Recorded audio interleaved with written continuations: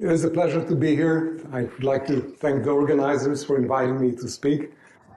And I don't have pictures to show earlier meetings with Yorios, but I was trying to recall when I first met him, and it was hard to remember the specific time, but what I do remember is seems like all our meetings took place either on a cruise, in some conference, or on a beach, most recently in Costa Rica. So basically, we're having good times, and no beach here and no cruise, but the good times definitely continue. So thank you, Yorios, for many years of friendship, and I hope we can continue. So what I'd like to tell you about today is about performance bounds, and slightly different approach from what we have taken so far to performance bounds. This is work by my student that I'm co-advising with colleague Hagit Messer, and the student is Victor Habi. The work is basically his, but I'll be describing it. So, what kind of bounds? Well, we know all kinds of bounds. There are many useful bounds, and we have reasons to study them, right? So, we can use them to predict performance limits, to assess estimation performance of given algorithms. They provide insight, and we can even use them to optimize the performance bound when we design a particular system, for example, an imaging system. Okay, so very important. So who derives such bounds? Well, all of us do. And just to illustrate that, I did a search on Yorios' papers on Scholar, and searching the keyword performance bounds. And lots of papers come up. So this is just a small subset of papers that he had written that have performance bounds in them. And I've highlighted in yellow parameter performance bounds because he has studied many other bounds. And the list just goes on, and I just had to truncate it at some point. Okay, so it seems like many of us, or at least some of us, think that performance bounds are important. Okay, so let's focus on one particular performance bound, the Kramer-Rao bound, which we're all familiar with, and that's a bound on the performance of an unbiased estimator. We can lower bound the covariance, no matter what the estimator. If it's an unbiased estimator, you cannot beat this bound. And to compute it, it's very simple. You take the likelihood ratio, you compute the gradient of that, that's the score vector. You compute the covariance of the score vector, that's the Fisher information matrix, you invert it, and there you have it, the Kramer-Rao bound. Okay, so I just recently found out that actually this bound should be attributed not to just 2 people, but 4 people. So here there's a slide taken from the top. You can see where you can find it on GitHub. And it turns out that all 4 gentlemen actually made pretty much the same contribution around the same time. And that, of course, happens in science. So it's just a curiosity. But how do you derive these bounds? Well, on the top, you see our typical algorithm. We take a young graduate student, we train him for a few years, and when he reaches a level of maturity like the gentleman here, they're able to derive Kramer-Rao bounds. Okay? So we call that pencil pushing, right? Basically, you use a brain and a piece of paper, or maybe the board, and you derive these bounds. It often takes a lot of skill to handle difficult models, but those are the skills we've developed over the years, and we pride ourselves for doing so. But sometimes there are difficulties. And it gets difficult if you don't have a very good model for the problem.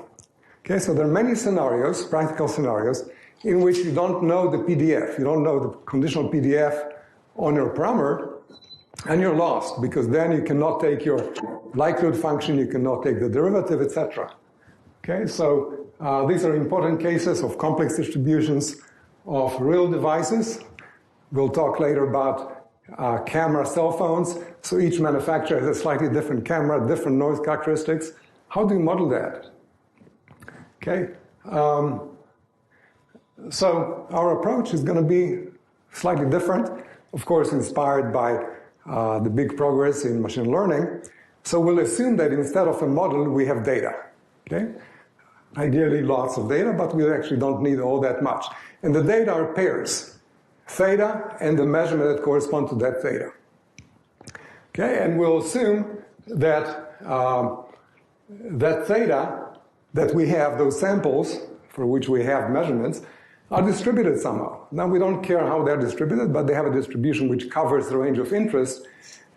Still, we'll be computing deterministic bounds, so theta will be a deterministic parameter, but the observations that we use to calibrate the model are drawn from some distribution. Okay, so we want to get a data-driven CRB. How do we do that?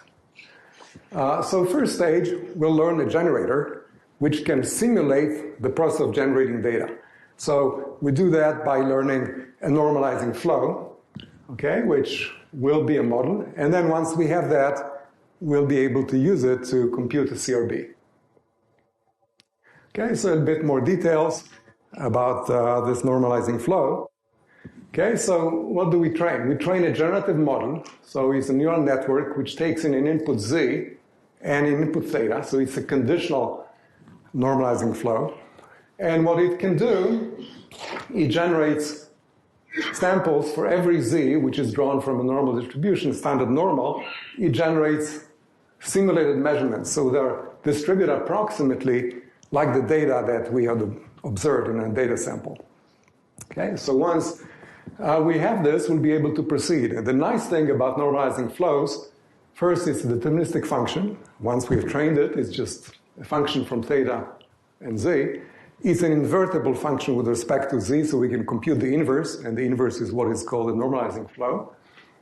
Okay, and we can compute all kinds of derivatives as well. It's actually smooth and differentiable. We can compute Jacobians and so on, which we'll need in order to compute the score function. Okay, so how do we train this generator? Just maximize the likelihood, which turns out to be equivalent to minimizing the KL divergence between the data you observed and what you generate with this generator. Okay, so what do you do next? Well, next, you start pushing your pencil. So no way to avoid that.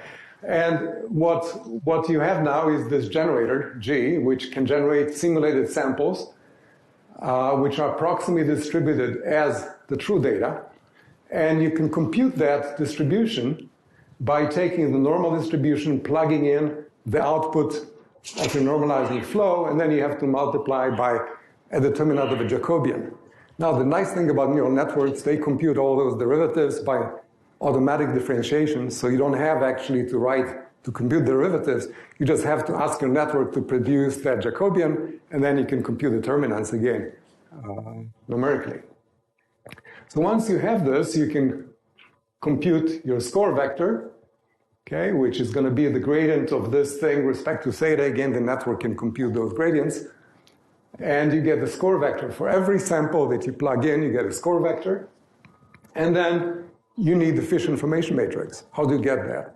Well, you compute a sample covariance on that score vector, and that gives you an estimated Fish information matrix.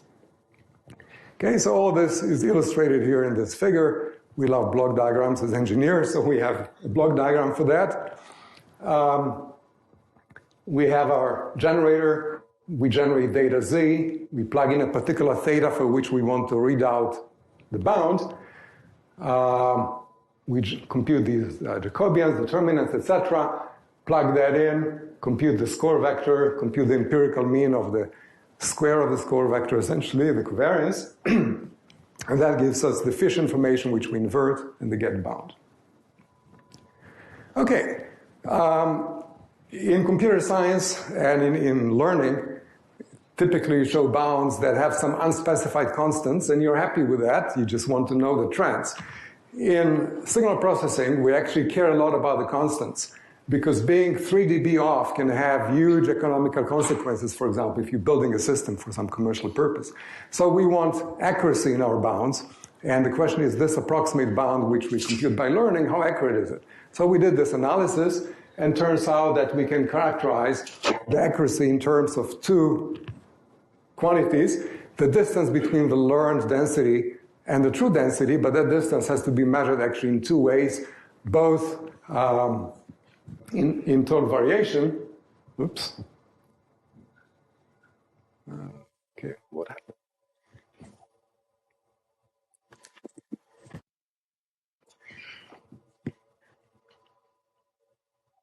Okay, somehow went off to, nope. Okay. Sorry. Okay, yeah. Both in total variation and in Fisher relative information. The Fisher relative information is sensitive to the error in the score, whereas the total variation is just sensitive to the probability itself. So anyway, the upshot of this is that as we generate more samples from our network, which is free, actually, which has a crank around the crank, the sampling error goes to zero, and then if our model is capable enough, has sufficient expressivity to model a true distribution, as we get more training data, the error will go to zero as well. How does it work? So we tested this, of course, on some synthetic examples and confirmed that actually we get what we should expect by analytical results. But here's an example of studying an image processing problem, actually two problems, one denoising and the other one edge detection, where the noise is noise that actually corresponds to real devices, to cell phone cameras from various manufacturers, from Apple, Google, Samsung, all the known names. And what we compare here in the left plot is the denoising performance. On the horizontal axis, we have ISO level, the sensitivity setting of the camera. And as a function of the sensitivity, the denoising performance varies. But we see that for different cameras, we get different results, and that's because we actually learned the noise characteristic of these different cameras. So we didn't do it ourselves in terms of working with the camera noise. There's a paper that does that, and we adopted their model for the purpose of computing these bounds. So we see here, for example, looks like for a large range of ISO level, the Apple camera dominates. Now, you would not be able to do that using any analysis. And to confirm this claim, we look at the edge detection problem here, similar issue of can you detect the position of the edge from noisy data. And we see here three curves on the right. And what are those curves? Two models use a mathematical model of the noise. And what we did, we match the variance of that noise to the actual variance of the different cameras. Okay, and then on the bottom is the curve that you get from actually learning the noise statistics. And we see that there is quite a substantial difference. Okay, in this case, quite a few dB, and you would not be able to predict that using these analytical models. So again, that demonstrates the power of using a learned model. Okay, well, we love the CRB because we're able to compute it easily, but actually has limitations. What happens is as the SNR drops down, we know there's usually a threshold effect if it's a nonlinear problem, and those are really the interesting problems. And then we need some other bounds. So what about big error bounds? Can we do the same thing with big error bounds? So we looked at the Barankin bound, and just to remind you what the Barankin bound is, this is an example for a scalar case, easy case. So theta is our parameter, x is the measurement, and we have to come up with a test point. So some point which is displaced by delta from the actual theta. And then once we have that, Barankin has shown that for any unbiased estimator, the covariance of the error is lower bounded by the Barankin bound, and that Barankin bound on numerator has that deviation of the test point, in the denominator has a Barankin function, b of delta, and that function is interesting. It's the expected value of the squared likelihood ratio between the test point and the actual density, the actual parameter theta. Okay, so this is a formula, and to compute it, you have to pick test point. The interesting thing is this works for any test point, so you just have to try all test points or find a way to come up with a clever test point. Okay, so our goal is to, again, derive a data-driven Barankin bound, so similar what we did with the CRB. We have training data. Can we compute the Barankin bound? So the process is the same. We learned conditional normalizing flow and use it to compute the Barankin bound. Okay, so in a bit more detail, once we have the normalizing flow, we have to come up with this Barankin function, And to do that, we use the approximated likelihood, because now we have a machine that computes the likelihood for any data sample, so we can compute the approximate likelihood, and we, again, do an empirical estimate on that using many samples, which we can generate from the model, and that gives us the Brownian function, which we can plug into the bound. Okay, so one problem which we love is the directional arrival problem. Many of us have worked on this problem. So this is a simple problem, one source, sensor array parameterized by A of theta, and it's a uniform linear array, so the simplest problem. But the scenario here is that we have a signal which has some unknown distribution, and the noise also has some unknown distribution. So could we compute a bound for this? Well, not analytically, because these are unknown, but if we have data, we can essentially learn those and compute the bound for that scenario. Okay, so to do that, we have to do something with our learning. If you just take a generic model for a normalizing flow or a generator and from the literature and try to run it on the data, it doesn't work very well. So it helps if you inject your physical knowledge. So we have this model for the sensor array. We can inject it into something we call a DOA layer, which models the covariance. Okay, so it models the covariance structure, but there are still the unknown distributions there, which we leave unknown, and that's part of the learning that goes into this. Okay, and we can compute experimentally this for several scenarios. So we do this for a Gaussian signal, which is a reference. For that case, we can get analytical results. We can consider a case of random perturbations for the sensor array. And we also consider a different kind of signal, a QAM signal for the source. And we get different Brownian bounds, and importantly, those show different thresholds, which again, we would not be able to derive analytically if we didn't have the scheme. And the continuous curve is a CRB, the Kramer-Rao bound for the Gaussian case. Okay, no threshold in that, of course. And on top of that, which we cannot distinguish, is actually the learned result when we have actual Gaussian model. Okay, so this brings me to some conclusions. So the learned CRB provides a result without a non-statistical model using data instead. We can quantify the accuracy of that, and the upshot is we get a perfect approximation as the amount of training data increases. We can validate it using synthetic data, and we have some real examples. Similar things with the Brownian bound, although still no complete theory for convergence of that bound. We have another extension to learn a misspecified bound. What happens if the model that you're going to use is misspecified?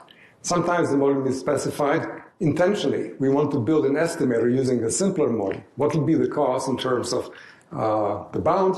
So there's theory and well-established theory for that, but we can do that now with unknown distributions.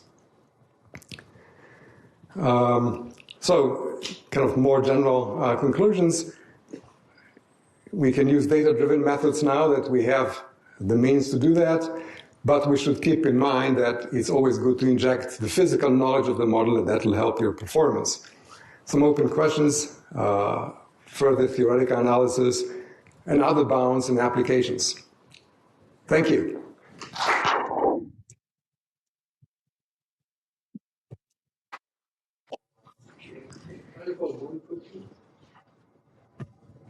Yeah. But how can you find bias in the parameters right, when you train? Mm-hmm. Are you choosing those uniformly? As you simulate, you can do that. But let's say that you're running experiments. You may not have the ability to create experiments that easily for everything, right? Yes. And so then there is a bias. Right. So the question is, yeah. So if I understand your question correctly, is this. The training data. The question is, where do you get the training data with pairs of theta and measurement? So in some cases, say you have a sensor array and you don't have a model for the channel, etc., but you're running a calibration. You put a source on the car and you drive around and you know where the car is and so on. That bias though, because the generative model doesn't know, right? So it's going to learn in a way the prior as well. Or yeah. So actually, it does not learn the prior on theta because we don't use the prior on theta. What it learns is the mapping between z for every theta. So it's a conditional thing. All we have to do is we want to cover with theta the entire range of possibilities. Exactly. Because we will not be able to say anything about theta that we have not seen outside the range. But importantly, the model interpolates because our network that will learn in the end is continuous in theta. So the network interpolates, so actually we have examples where we have a very sparse sampling of thetas, and actually we can compute the bound accurately for intermediate values of theta.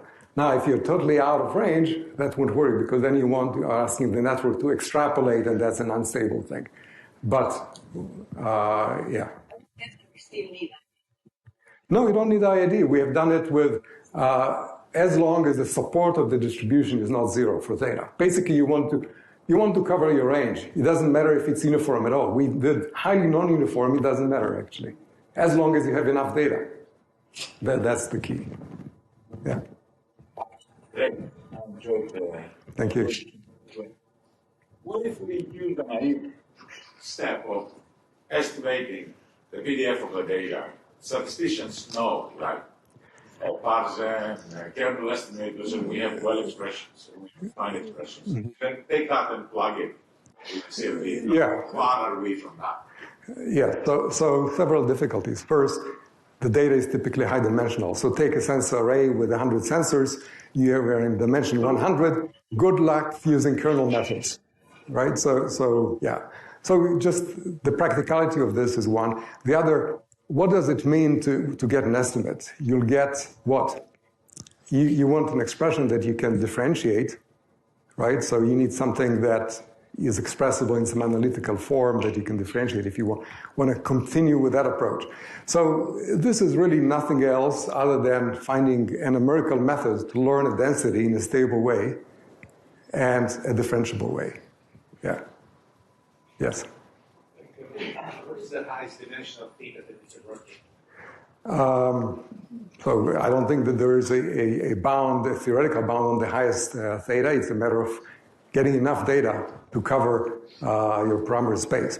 So if your parameter space is high dimensional, that becomes more difficult, right? I understand, but have you got any number for the combination?